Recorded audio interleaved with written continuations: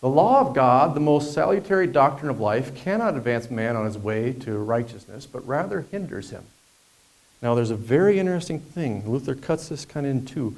The law, okay, so you think about the Ten Commandments as the law, the Decalogue, the law that God gives you, right, is the most salutary doctrine of life.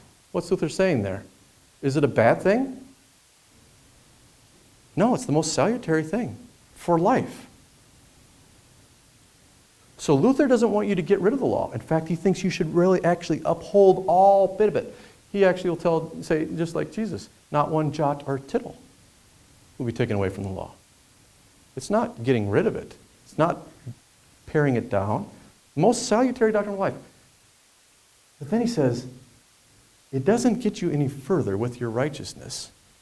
In fact, it hinders you.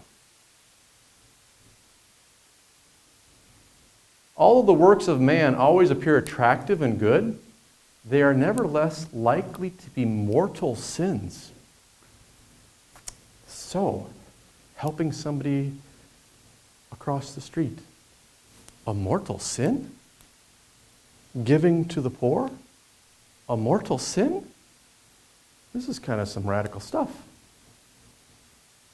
Although the works of God always seem unattractive and appear evil, they are nevertheless really eternal merits.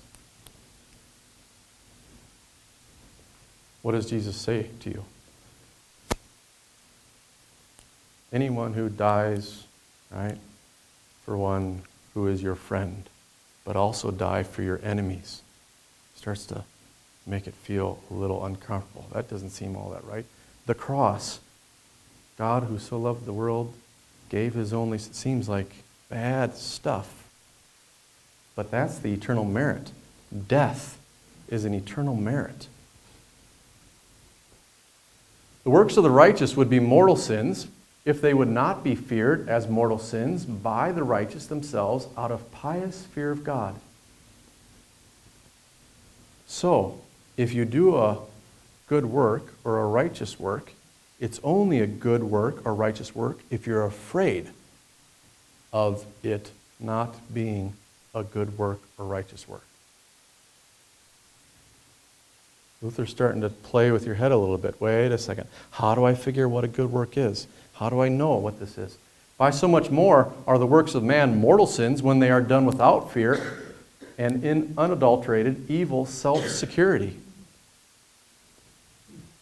Can you think through the logic, how Luther would come to some of these conclusions?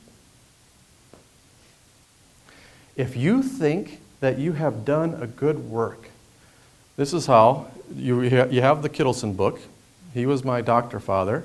We worked together. We were doing an online class together, and we were in one of those live chat rooms. This is how he illustrated this point to the students.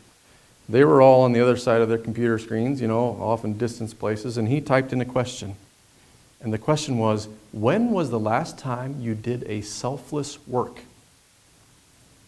And these are all seminary students that he's teaching. And so seminary students, new seminary students, they're just coming through, They want to show their professor that they're really into this, going to be a pastor thing. So we see this big screen pile up of all these selfless works.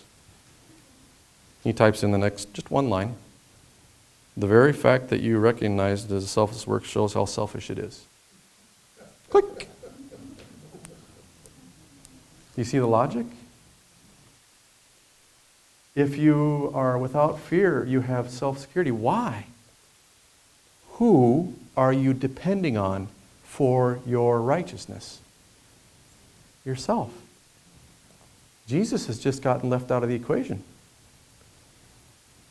You are in control of your salvation.